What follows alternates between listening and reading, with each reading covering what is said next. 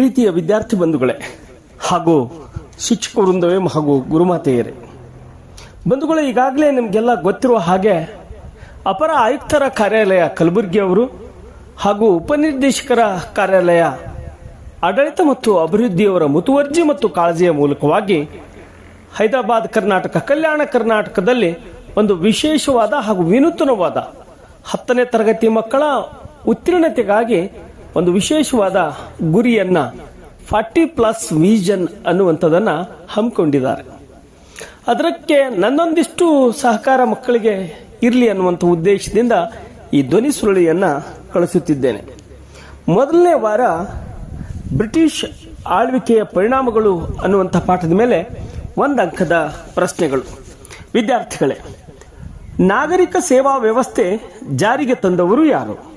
ಹೌದು, ನೀವು ಹೇಳ್ತಾ ಇರೋದು ಸರಿ, ಲಾರ್ಡ್ ಕಾರ್ನ್ ವಾಲಿಸ್. ನಾಗರಿಕ ಸೇವಾ ವ್ಯವಸ್ಥೆ ಜಾರಿಗೆ ತಂದವರು ಲಾರ್ಡ್ ಕಾರ್ನ್ ವಾಲಿಸ್. ನಾಗರಿಕ ಅಂತ ಬಂದಲ್ಲಿ ನಾನು ಗಮನಿಸ್ತೀವಿ, ಕಾರ್ನ್ ಎಂಬಲ್ಲಿ ನ ಗಮನಿಸ್ತೀವಿ. ನಾನಾ ಅಂತ ನೆನಪಿಟ್ಕೊಂಡ್ರೆ ನಾಗರಿಕ ಸೇವಾ ವ್ಯವಸ್ಥೆ ಜಾರಿಗೆ ತಂದವ ಲಾರ್ಡ್ ಕಾರ್ನ್ ವಾಲಿಸ್. 2ನೇ ಪ್ರಶ್ನೆ, ಪ್ರತ್ಯೇಕ ಚುನಾವಣಾ ಮತಗಟ್ಟೆಗೆ ಅವಕಾಶ ನೀಡಿದ ಕಾಯ್ದೆ ಯಾವುದು?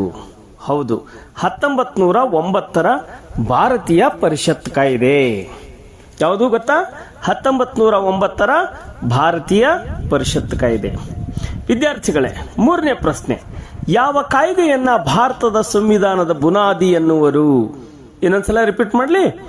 ಯಾವ ಕಾಯ್ದೆಯನ್ನು ಭಾರತದ ಸಂವಿಧಾನದ ಬುನಾದಿ ಎನ್ನುವರು?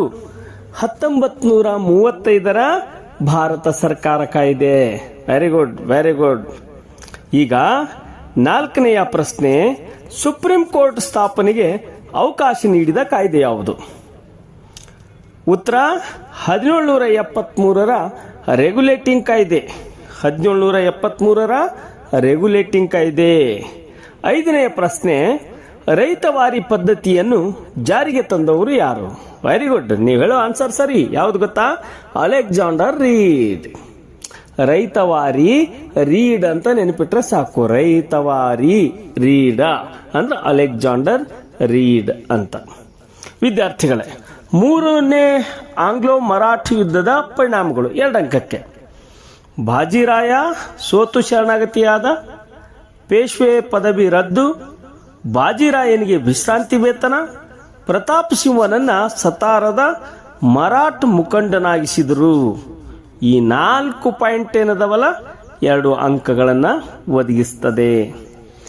ಮತ್ತೊಂದು ಪ್ರಶ್ನೆ 3 ಅಂಕದ್ದು, ಡಚ್ಚರ ವಿರುದ್ಧ ಮಾರ್ತಾಂಡವರ್ಮನ ಸಾಧನೆಗಳು. ಇಲ್ಲಿ ಉತ್ತರ 1729ರಿಂದ 1758ರವರೆಗೆ ಆಳ್ವಿಕೆ. ಡಚ್ಚರಿಂದ ವೈನಾಡ ಸಂಸ್ಥಾನದ ರಕ್ಷಣೆ. ಕರಿಮೆಣಸಿನ ವ್ಯಾಪಾರದಲ್ಲಿ ಹಿಡಿತ ಸಾಧಿಸುತ್ತಿದ್ದ ಡಚ್ಚರನ್ನು ತಡೆಗಟ್ಟಿದ. ಡಚ್ಚರಿಂದ ನೆಡುಮಂಗಡ ಕೊಟ್ಟಾರ್ಕರ ವಶ. 1741ರಲ್ಲಿ ಡಚ್ ಪಡೆಗೆಯನ್ನು ಸೋಲಿಸಿದ. ಕೊಚ್ಚಿಯನ್ನು ವಿಶ್ವದ ಪ್ರಮುಖ ಸಾಂಬಾರ್ ಪದಾರ್ಥ ಕೇಂದ್ರವನ್ನಾಗಿಸಿದ. 1753 ಆಗಸ್ಟ್ 15ರಂದು ಡಚ್ಚರು ಸಂಪೂರ್ಣ ಶರಣಾಗತಿಯಾದರು ಅಂತ ನಾವಿಲ್ಲಿ ಬರಿಬೇಕಾಗ್ತದೆ. ವಿದ್ಯಾರ್ಥಿ ಬಂಧುಗಳೇ, 4 ಅಂಕದ ಪ್ರಶ್ನೆ, ನಾಲ್ವಡಿ ಕೃಷ್ಣರಾಜ ಒಡೆಯರ ಸಾಧನೆಗಳು. ಬಹಳ ಸರಳಾಗಿ ನಾವು ನೆನ್ಪಿಡಬಹುದು.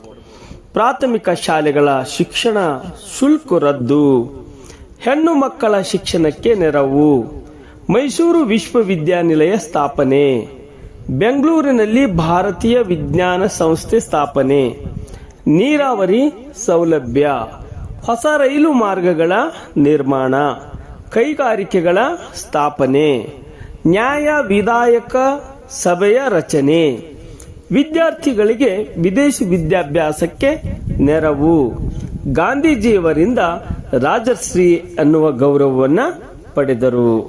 ಇಷ್ಟು ನಾವು 4 ಅಂಕದ ಶ್ರೀ ನಾಲ್ವಡಿ ಕೃಷ್ಣರಾಜ ಒಡೆಯರ ಸಾಧನೆಗಳ ಕುರಿತು ಬರೆಯುವಂಥದ್ದು ಆಗಬೇಕು. ವಿದ್ಯಾರ್ಥಿಗಳೇ, ನಕಾಶೆಗೆ ಬಂದಾಗ 82 ಪೂರ್ವ ರೇಖಾಂಶ. ನಕಾಶದ ಚಿತ್ರವನ್ನು ಕೊಟ್ಟಿರ್ತಾರೆ. ಜಮ್ಮು ಕಾಶ್ಮೀರವನ್ನ ತಲೆಯ ಭಾಗವಾಗಿ ಇಟ್ಕೊಂಡು ಅದರ ಎಡಭಾಗಕ್ಕೆ ಅಂದರೆ ನಮ್ಮ ಬಲಭಾಗಕ್ಕೆ, ನಮ್ಮ ಕೈಗೆ ಬಲಭಾಗಕ್ಕೆ ಬರುವ ಜಮ್ಮು ಕಾಶ್ಮೀರದಿಂದ ಬಿಟ್ಟು ಬಲಭಾಗಕ್ಕೆ, ನಮ್ಮ ಬಲಭಾಗಕ್ಕೆ ಮೇಲಿಂದ ನೇರವಾಗಿ ಕೆಳಗಡೆ ಗೆರೆಯನ್ನು ಹೊಡೆಯುವುದಾದರೆ ಅದು 82 ಪೂರ್ವ ರೇಖಾಂಶ. ಎರಡನೇ ಪ್ರಶ್ನೆ ಏನಂದ್ರೆ 23 ಉತ್ತರ ಅಕ್ಷಾಂಶ. ಅಕ್ಷಾಂಶ ಅ ಅಂದಾಗ ಅಡ್ಡ ಬರುತ್ತದೆ, ಅಂದ್ರೆ 23 ಈ ಗುಜರಾತ್ ಏನ ಹೀಗೆ ಬಾಯಿ ತೆಗೆದ ಹಾಗೆ ಕಾಣುತ್ತಲ್ಲ, ಅಲ್ಲಿಂದ ಹೀಗೆ ನೇರ ಈಶಾನ್ಯ ರಾಜ್ಯಗಳು ತ್ರಿಪುರ, ಮೇಘಾಲಯ ಅಲ್ಲಿವರೆಗೆ ಹೇಳಿದ್ರೆ ಸಾಕು, ಇದು 23 ಉತ್ತರ ಅಕ್ಷಾಂಶ ಆಗ್ತದೆ. ಮೂರನೇ ಸ್ಥಳ ಗುರುತಿಸುವುದು ಯಾವುದು ಅಂದ್ರೆ ಇಂದಿರಾ ಪಾಯಿಂಟ್ ಅಂತೀವಿ.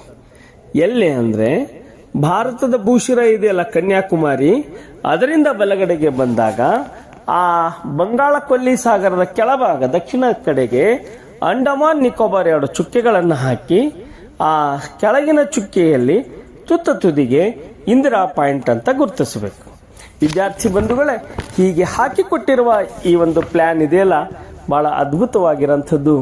ವಿದ್ಯಾರ್ಥಿಗಳು ಹೆಚ್ಚು ಹೆಚ್ಚು ಓದಿ, ಹೆಚ್ಚು ಹೆಚ್ಚು ಕೇಳಿ, ಹೆಚ್ಚು ಹೆಚ್ಚು ಬರೆದು ಯಶಸ್ವಿ ಆಗುಲಿ ಅನ್ನುವಂಥದ್ದು ನನ್ನ ಮತ್ತು ಇಲಾಖೆಯ ಶುಭ ಹಾರೈಕೆಯಾಗಿದೆ. ಇಂತಿ ನಿಮ್ಮ ಪ್ರೀತಿಯ ಸಾಹೇಬ್ಗೌಡ್ ಬಿರಾದಾರ್, ಸಹ ಶಿಕ್ಷಕರು, ಬೆನಕನಹಳ್ಳಿ ಸರ್ಕಾರಿ ಪ್ರೌಢಶಾಲೆ, ಬೆನಕನಹಳ್ಳಿ ತಾಲೂಕು, ಹುಣಸಗಿ ಜಿಲ್ಲಾ, ಯಾದಗಿರಿ. ನಮಸ್ಕಾರ.